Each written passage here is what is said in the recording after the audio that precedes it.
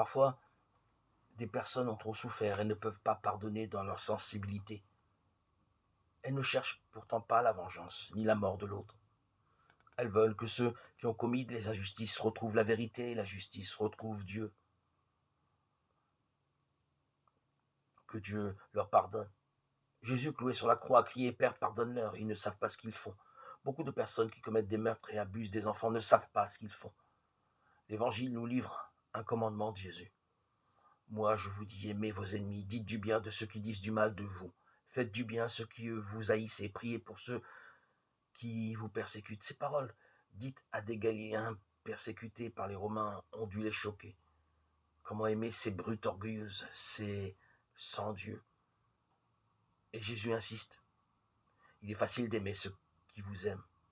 Même les sans Dieu peuvent aimer ainsi. Mais moi, je vous le dis, aimez vos ennemis. Évidemment, aucun de nous ne pouvons aimer celui qui nous abuse, nous dévalorise, nous écarte de la vie sociale. Mais ces paroles de Jésus sont aussi une promesse.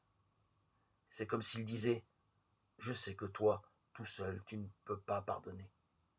L'autre t'a fait trop de mal. Mais si tu veux, je te donnerai une nouvelle force pour faire l'impossible. Je te donnerai mon esprit, mais seulement si tu veux.